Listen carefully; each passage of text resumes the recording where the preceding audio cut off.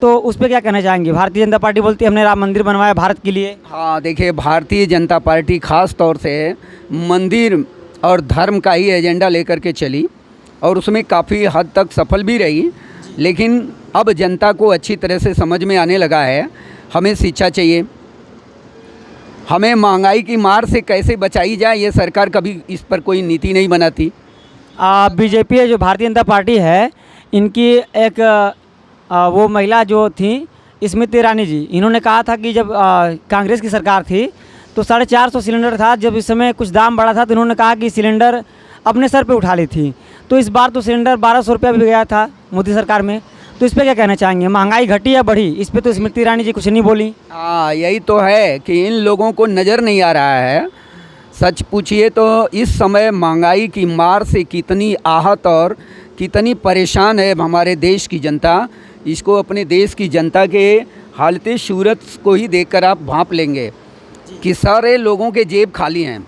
किसी को अगर जहाँ 10 रुपये का काम आता है वो बेचारा 4 बार अपना जेब ढूंढता है और महसूस कर रह जाता है कि क्या करें, चलो आज नहीं कल देखते हैं। अभी तो बीजेपी ये भी कहती है कि अगर जो बीए किए हैं, बीएससी किए, एमए किए हैं, तो उनको अगर रोज़गार नहीं मिला तो वो पकौड़े छान रहे हैं और ब्रेड छान रहे हैं, तो वो भी तो एक रोज़गार है। इस पर क्या कहना चाहेंगे? मतलब बीए एमबीए करके पकौड़ा छानना ये रोज़गार है या आजीविका है? देखें, सच में पूछिए तो बीजेपी सरकार अगर एमबीए और बीटेक एमटेक करके लोगों को पकौड़े छानने की बात करती है तो सरेआम सुशिक्षित लोगों के साथ, नौजवानों के साथ ये मजाक कर रहे हैं और उनकी हंसी उड़ा रहे हैं। क्योंकि यह कार्य अगर ये नहीं कर सकते हैं कि हम फर्में लगा रहे हैं, उसमें आप विशेष योगदान देकर अच्छी कमाई करो। तमाम निचले स्तर से आईटीआई हो और भी जैसे काम जो लोग सीखे हुए हैं उनके लिए रोज़गार देने की बात नहीं करती है सरकार। बैंकों में लोन की बात आती है, वहाँ भी लोन नहीं मिल पाते हैं। वो साफ शब्दों में कहते हैं इतना इतना कटिंग होगी, इतना लेने के बाद ही आपको इतने दिए जाएंगे और ये पेमेंट समय से आपको देना होगा।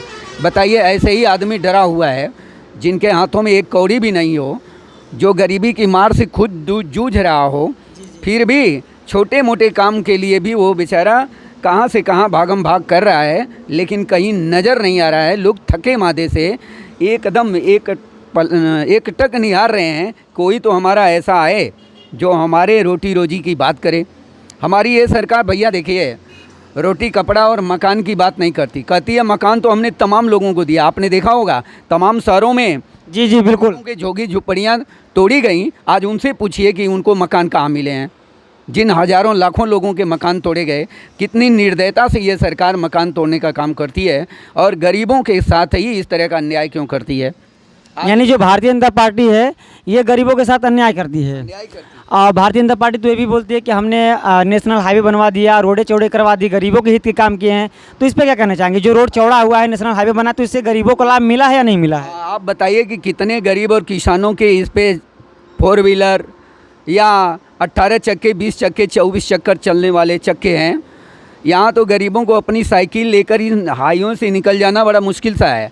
वो पैदल चलने के लिए विवश हैं और पटरी भी साफ़ सुथरी नहीं है। आप देख रहे होंगे आते जाते। हाँ, वो तो दिख रहा है कि मतलब रोडे चौड़े हो गए, लेकिन आज भी जाम जो है सड़कों पे गाड़ियों का उसी तरह से लगा रहता है जैसे पहले था। हाँ, बिल्कुल बिल्कुल वैसा ही नज़र आ रहा है। लेकिन हम तो ये कहना चाहेंगे कि इस चौड़ीकरण से बड़े बड़े व्यापारियों को लाभ हुआ होगा, उद्योगपतियों को लाभ हुआ होगा, पूंजीपतियों को लाभ हुआ होगा। इसमें बेचारे मजदूर और किसानों को क्या मिला है? बताइए। ये बताइए कि अभी भारतीय जनता पार्टी ने जब इलेक्शन आया था अगले साल में, तो इन्होंने चुनाव में एक बात कहा था कि ये जो काला धन है उसको हम वापस लाएंगे। जितने भारत के बिजनेसमैन थे, लुटेरे जो भगौड़े पैसे लूट के चले गए, 500 करोड़, 5000 करोड़, 9000 करोड़, तो वो काला धन वापस आया या नहीं आया? देखें, सरकार के तो आंकड़े के अनुसार काला धन वो ला दिए, लेकिन सारे काला धन हम लोग देखते हैं कि जनता के हित में कहीं नज़र नहीं आया।